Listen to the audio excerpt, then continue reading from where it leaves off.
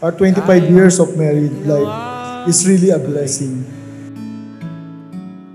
Kahit anong dumating, You completed me. sa umaga bawat gising, 25 years ago, ang nang una tayong kinasal. Nagpasalamat ako sa Diyos, ibinigay ka niya sa akin. Pinangako ko noon na ibigin ka at alagaan, kabilang pati yung ating magiging mga anak. I hope nagawa ko to. tayong dalawa pa rin. Nung ikinasal tayo, sabi lang natin, pinangako natin sa Diyos na aalagaan natin yung mga supling natin. Pero at that time, we didn't know ilan yung magiging anak natin, anong klase silang magiging mga bata. After 25 years, alam na natin. Meron tayong, biniyayaan tayo ng 3 mabubuting anak. Isa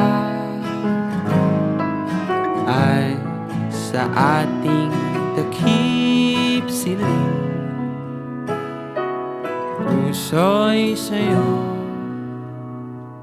You may not be the perfect couple, we may not be the perfect family, pero I think what's most important is we're happy. And I pray for many more years, masaya tayo together, masaya kayo together, more success. Dumalaw man suliranin,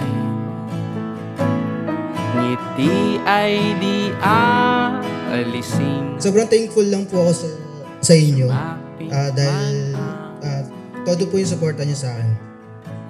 Sorry din po sa lahat ng nagawa kong di maganda. Ayan, basta sorry lang po kung sometimes syempre may mga nagagawa ko na ayaw nyo, pero thankful po ako kasi nandiyan kayo para gabayan ako. Puso'y sa'yo. Mon, Sa harap ng Diyos at ng kanyang sambayanan, sa harap ng Diyos at ng kanyang sambayanan, sinasariwa ko ang aking pasya sinasariwa ko ang aking pasya. nung tipanin kita bilang aking asawa Nang tipanin kita bilang aking asawa, sa hirap at ginhawa, sa hirap at ginhawa, sa dusa at ligaya. sa dusa at ligaya, Ikaw lamang ang aking ibigin ikaw lamang ang aking at iibigin, itatanging karugtong ng buhay itatanging karugtong ng buhay, ngayon at magpakailanman. ngayon at magpakailanman. I can't remember when you weren't there. When during your wedding kanina, you look just like as you were 25 years ago, so in love.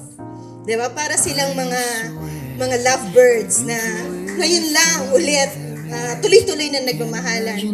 Anything we've missed, can't imagine anything the two of us can do. Dear Mama and Papa, happy anniversary to both of you and congratulations on renewing your wedding vows.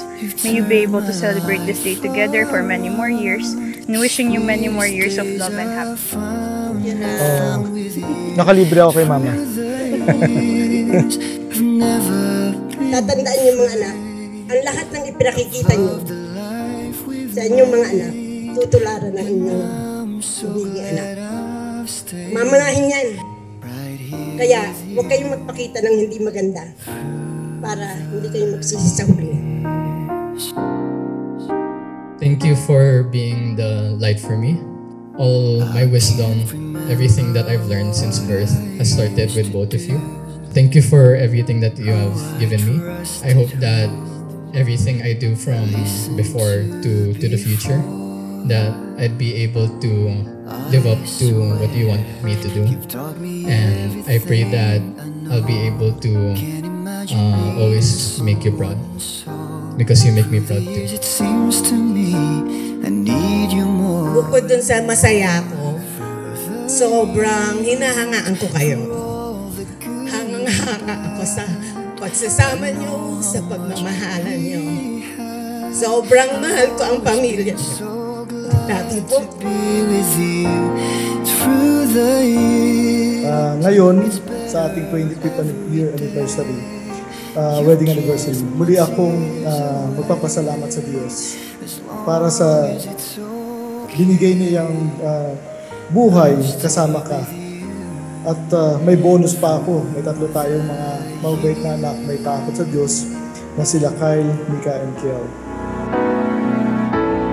Through the years when everything went wrong, together we were strong. I know that I belong right here with you. Through the years I never had a doubt. Today is a celebration of 25 years ago. I was crying while walking down the aisle. Today, after 25 years, I'm still crying. But this time, it's because of overwhelming joy, of genuine gratitude to God for His faithfulness in our lives, especially in our married life. Through the years, you've never let me down. You've turned my life around. The sweetest days I found with you. Through the years, it's better every day.